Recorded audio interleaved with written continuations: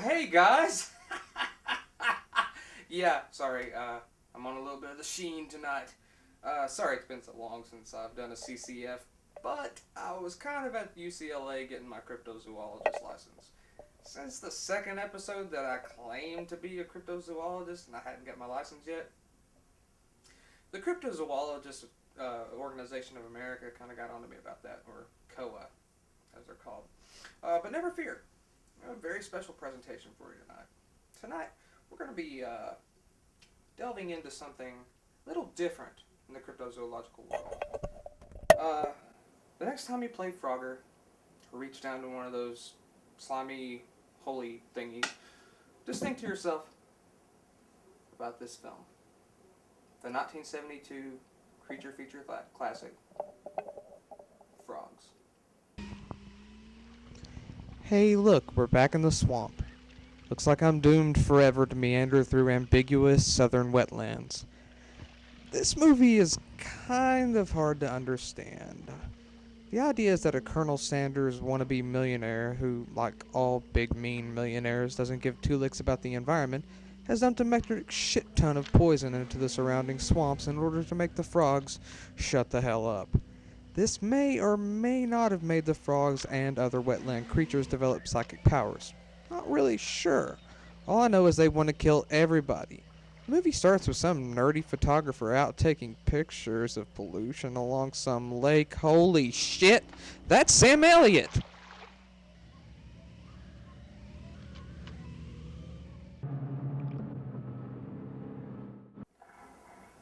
I'd like to go ahead and point out the cryptozoological significance of this film is the fact that these frogs are mutated hybrids. And, that doesn't work. Although they are obviously Florida bullfrogs, due to their mutation and their ability to use psychokinesis and whatever they have, it's some kind of psychic abilities. These frogs are now a new subspecies. Actually, they are considered in the field a hypercryptid. Now, onto the film.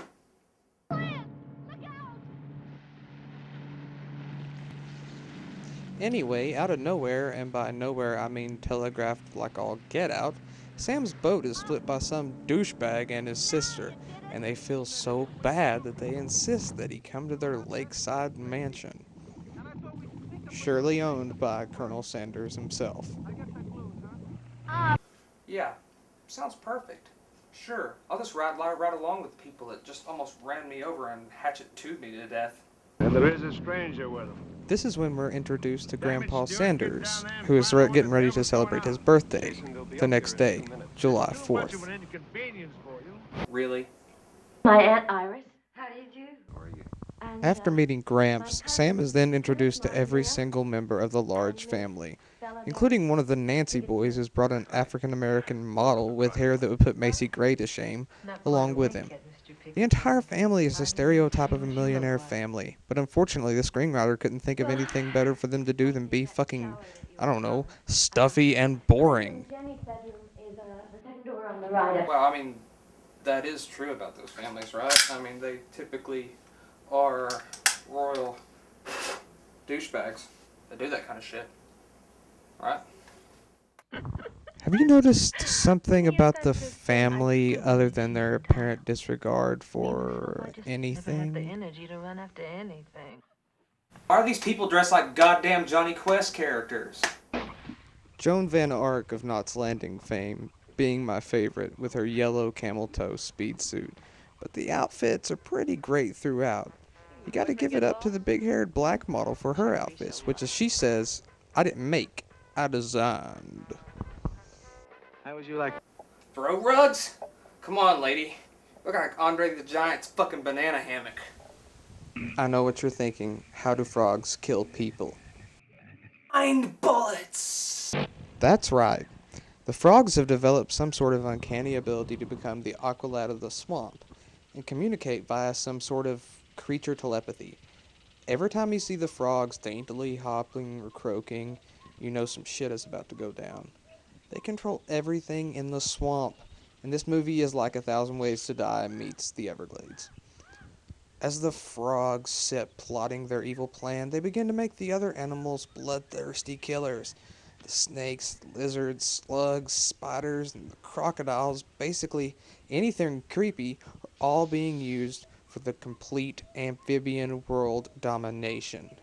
Again, most of these things you'll note are not known for their successful attacks on humans, so they resort to other methods.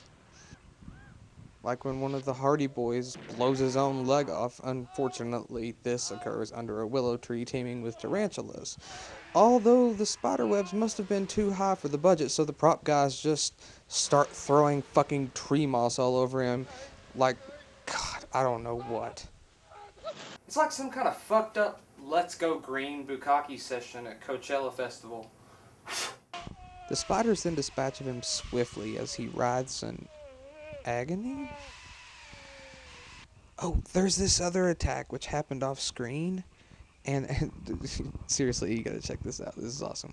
Okay, when Sam finds the corpse, first he's laying there, like, overtly breathing. You see that? You see him breathing?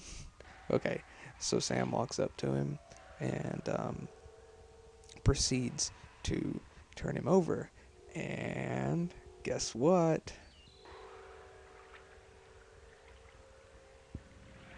A zombie!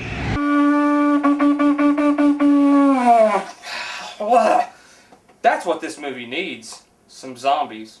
It could be called Night of the Living Reptile or something like that. Can I interject? Yeah, sure, I guess. I am Freddy, and this is my wife Frida, and we feel like we frogs are being misrepresented in this film and demand an apology. These aren't exactly your species of frogs. They're psycho cryptid frogs. Oh well, okay, because I am tired anyways, and the debate would have just taken back my last ounce of energy. Au revoir, Mr. Monkey! See ya, weird puppet frogs. Yeah, that wasn't racist. Later, some of those super lizards use poison in the greenhouse to choke the victim out in order to kill him. And then, seriously? Are there Batman villains in this movie somewhere? Fuck. I mean, come on. Obviously, because there's also snake and croc attacks. After a while, the deaths come quick and more nonsensical than the next. It's like the fucking Penguin and Catwoman are having a shit orgy over here. So Sam's like, fuck it, to the Batboat. We gotta get the hell off this island. You know, the only sane person there. And everyone else agrees. And, pretty much, they get to the boat and, oh shit, watch out for that snake, Sam! Never mind, he killed it with his manly chest hair and staff of righteousness. Ah, fuck! So they leave the mean old bastard alone on the island to die. But remember the tagline. Today the swamp, tomorrow the world.